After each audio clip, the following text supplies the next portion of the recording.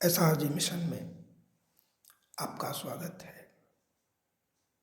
आज जिस विषय को हम लेने जा रहे हैं वो विषय है ज्ञान और जानकारी।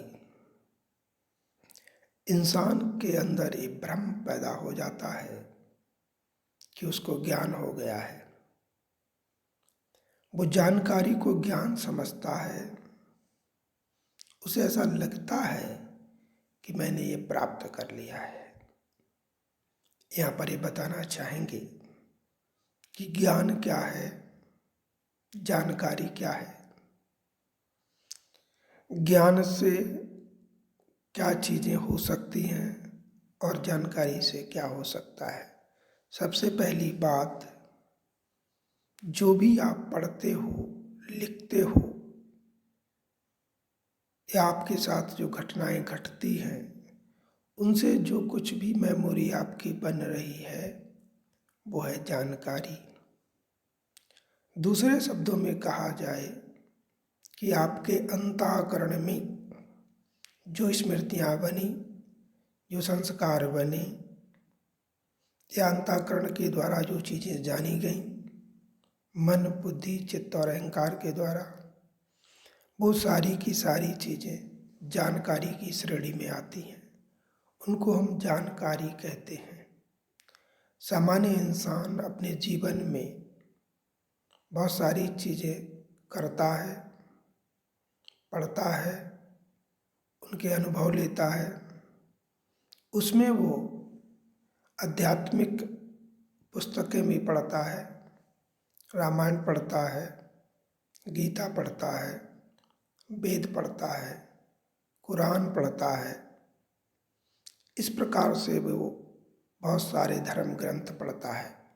उन धर्म ग्रंथों से वो जो भी जानकारी इकट्ठी करता है उसे ये लगता है कि उसने ज्ञान प्राप्त कर लिया, या किसी से कुछ सुनता है उसको वो समझता है कि ये ज्ञान है।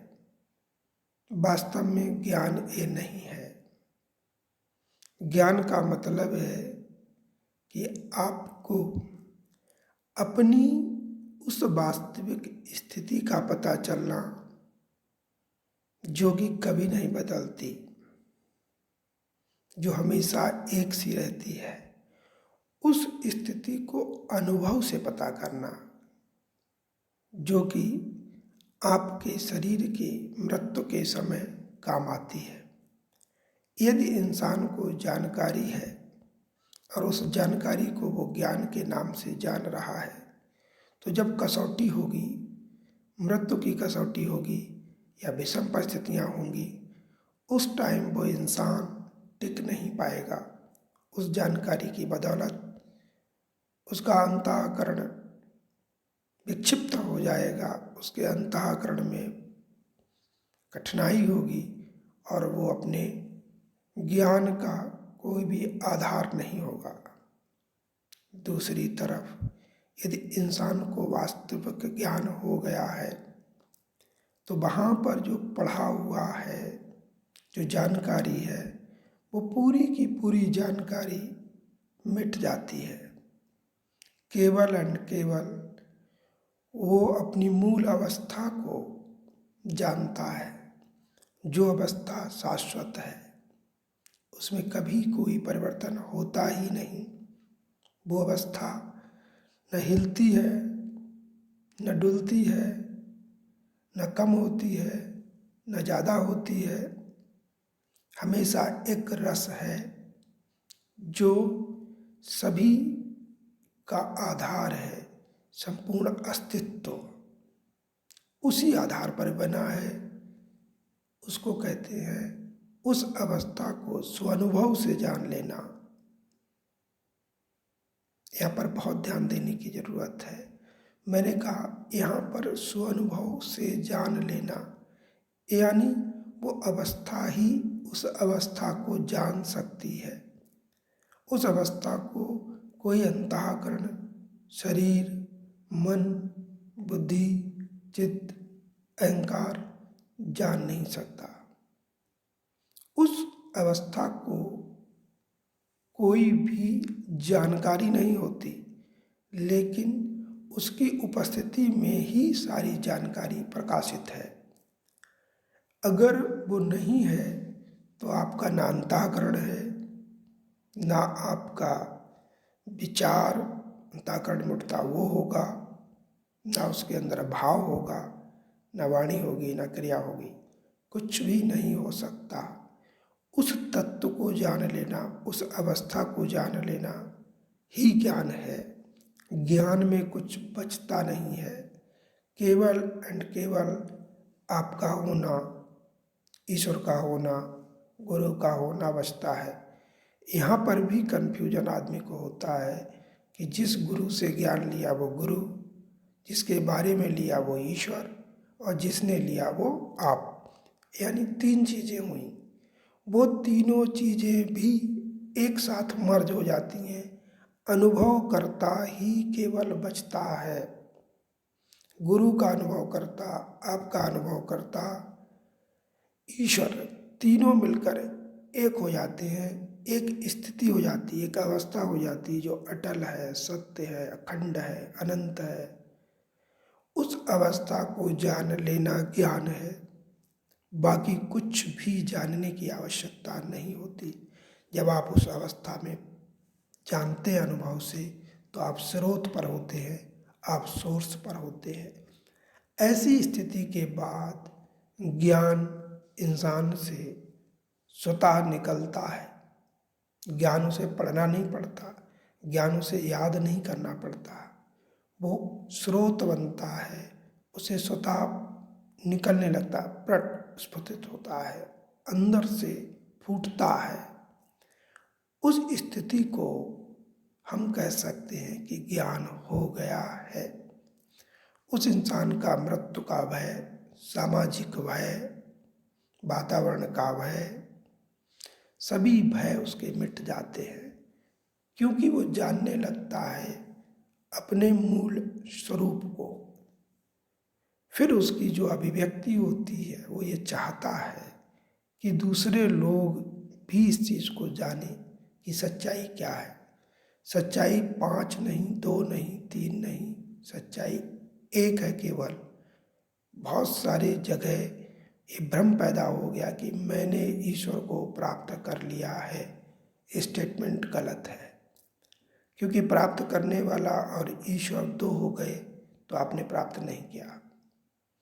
जब आप ईश्वर हो सकते हैं और उस होने की अवस्था को केवल महसूस कर सकते हैं, उसको बोला नहीं जा सकता, केवल अनुभव किया जा सकता है। अनुभव करने के लिए भी शरीर, मन, बुद्धि, चित्त और अहंकार को पूर्णतया शांत करना होता है।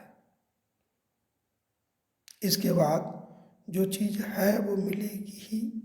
वही तो एक सच्चाई है इस सृष्टि की, कि उसको मिटाया नहीं जा सकता, उसमें कोई परिवर्तन नहीं किया जा सकता। जैसा है वैसा ही रहता है, लेकिन ऐसा हमें लगता नहीं है, हमें उसमें परिवर्तन दिखाई देता है। तो इसको एक उदाहरण से समझ लें। जिस प्रकार से एक ही बिजली विभिन्न प्रकार के आकारों के बल्ब, विभिन्न रंगों के बल्बों को प्रकाशित करती है, बाहर से देखने पर आपको हर बल्ब अलग अलग प्रतीत होता है। यानी जिसका जैसा अंतःकरण बना, चेतना ने उसको प्रकाशित किया तो अंतःकरण दिखाई दिया, चेतना दिखाई नहीं देती। चेतना का अपना कोई स्वरूप नहीं है, कोई आकार नहीं है, कोई डिफिनीशन नहीं है, कुछ भी नहीं है, बस है की अनुभूति। इसके अलावा कुछ भी नहीं है। यही ज्ञान है। ये ज्ञान होने के बाद इंसान स्वतः ही स्रोत बन जाता है और हर विषय पर मार्गदर्शन दे सकता है, हर विषय को सोच सकता है, हर विषय की वो गहराई को समझ सकता है। जानकारी इकट्ठा किया हुआ इंसान अंदर से कुछ नहीं जानता, ऊपर से उसने उसकी जो जानकारी है वो केवल मन तक सीमित है, उसके अंतःकरण तक सीमित है। अंतःकरण अगर समाप्त कर दिया जाए तो उसको ये भान नहीं होगा कि वो कौन है, उसकी कौन सी जानकारी थी, किस पे टिकी हुई है। जिसको ज्ञान है वो शाश्वत सत्य पर टिका है, जिसको जानकारी है वो अंतःकरण पर टिका है। यही अंतर है ज्ञानी में और जानकारी में। आजकल बहुत सारे लोग ज्ञान की चर्चा कर रहे हैं, लेकिन क्या उनको वास्तविक अनुभव है? अगर अनुभव है तभी वो आपको टिका सकते हैं, वरना आप जानकारी में उलझ सकते हैं। जानकारी मानसिक मुद्दा है, दिमाग का मुद्दा है। अनुभव शाश्वत सत्य है जो हिलता नहीं, डुलता नहीं, परिवर्तनशील नहीं है। वो स्थिति आप अनुभव से जानते हैं तो आप ज्ञानी हैं, वरना आप धोखे में हैं। मेरा आपसे विनम्र अनुरोध है कि सब कुछ पढ़ें, सब कुछ जानें, लेकिन बिना अनुभव के, बिना स्वानुभव के आप उसको ना मानें, क्योंकि अनुभव ही आपको बचा पाएगा उस काल के गाल से जो सबको आता है।